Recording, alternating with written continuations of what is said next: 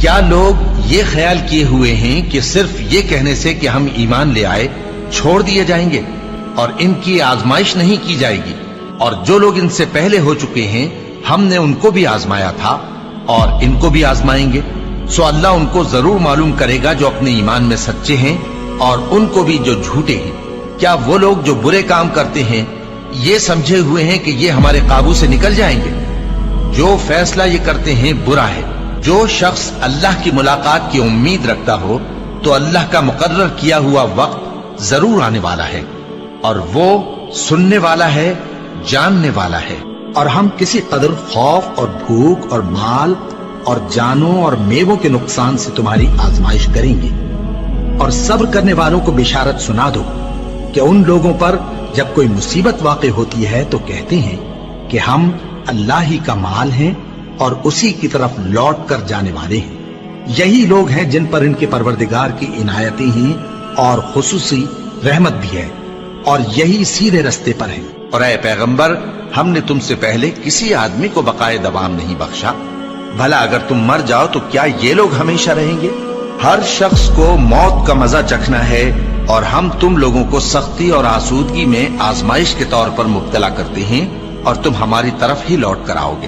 کوئی مصیبت زمین میں اور خود تم پر نہیں پڑتی مگر بیشتر اس کے کہ ہم اس کو پیدا کریں ایک کتاب میں لکھی ہوئی ہوتی ہے، اور یہ کام اللہ کو آسان ہے، تاکہ جو فائدہ تمہیں حاصل نہ ہو سکا اس کا غم نہ کھایا کرو، اور جو تم کو اس نے دیا ہو اس پر اترایا نہ کرو۔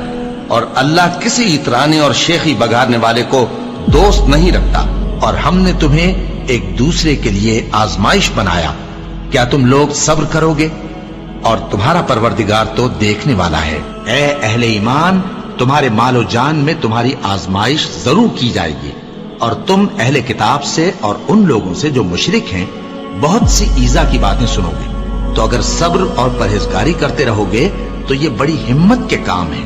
کیا یہ دیکھتے نہیں کہ یہ ہر سال 1 یا 2 بار بلا میں پھنسا دیے جاتے ہیں، پھر بھی توبہ نہیں کرتے اور نہ نصیحت حاصل کرتے ہیں؟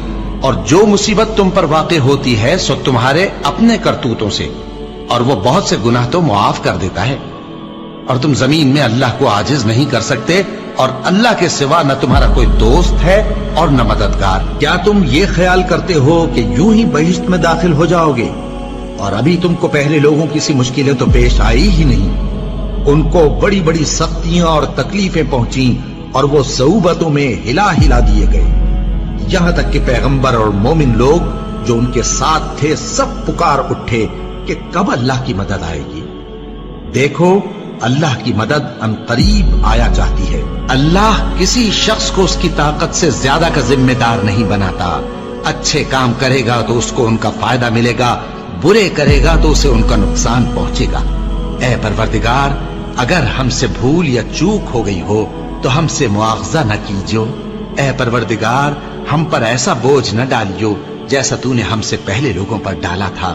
اے پروردگار، جتنا بوجھ اٹھانے کی ہم میں طاقت نہیں اتنا بوجھ ہم پر نہ رکھیو، اور اے پروردگار ہمارے گناہوں سے درگزر کر اور ہمیں بخش دے اور ہم پر رحم فرما۔ تو ہی ہمارا مددگار ہے، سو ہم کو کافروں پر غالب کر۔